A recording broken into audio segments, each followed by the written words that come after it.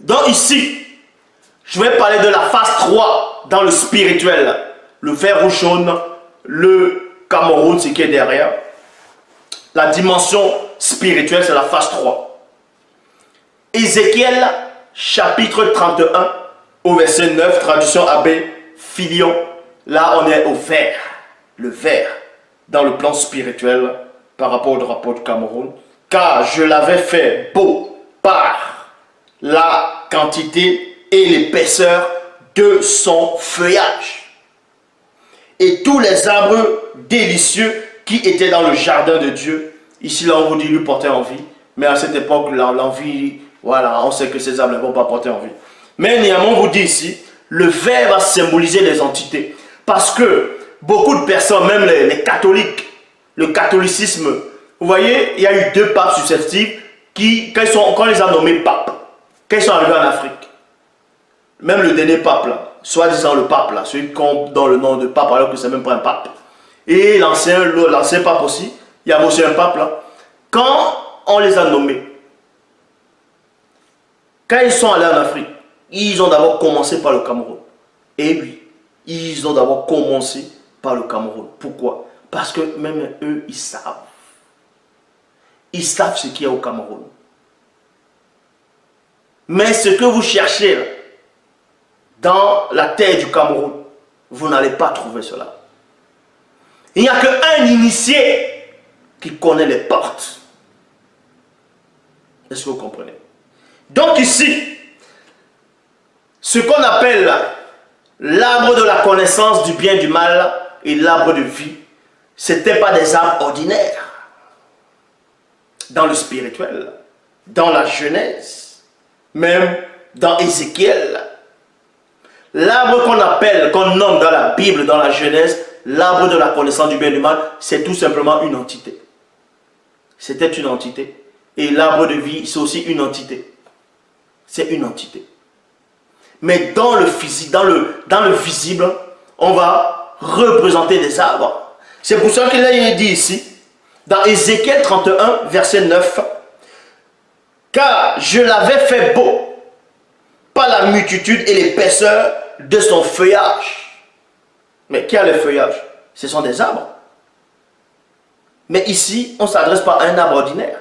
On s'adresse à une entité qui va représenter le vert dans la paix.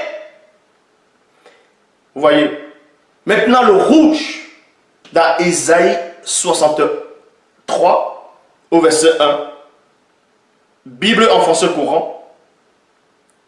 Quel est ce voyageur? Quel est ce voyageur? Un voyageur, c'est quoi? C'est quelqu'un qui marche. C'est quelqu'un qui voyage, qui traverse, un immigré, ainsi de suite. Ça peut être un immigré, ça peut ne pas être aussi un immigré. Bon, tout dépend comment on voit la chose. Le voyageur ici, c'est, on parle de quelqu'un. Mais vous allez voir que c'est dans le sens spirituel et ça correspond au rouge. Quel est ce voyageur qui arrive d'Édom, de Bosra, la capitale, les vêtements tachés de rouge? Point d'interrogation. Dans les vêtements tachés de rouge, les vêtements sont rouges ici. Drapé dans son manteau, il marche la tête haute et conscient de sa force. C'est moi, virgule, qui le dit.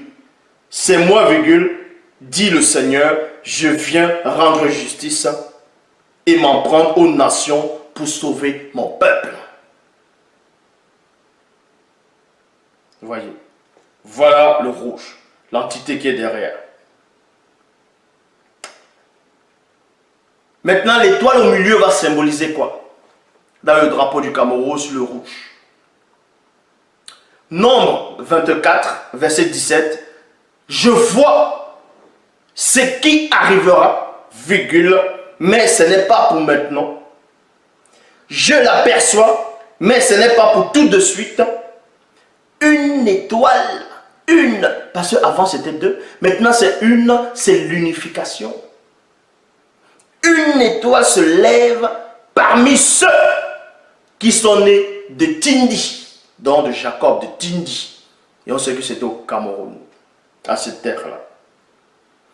un chef se lève au milieu du peuple d'Israël. Vous voyez? Israël, son vrai nom c'est Tombouane Bila. C'est toujours dans le territoire du Cameroun actuel.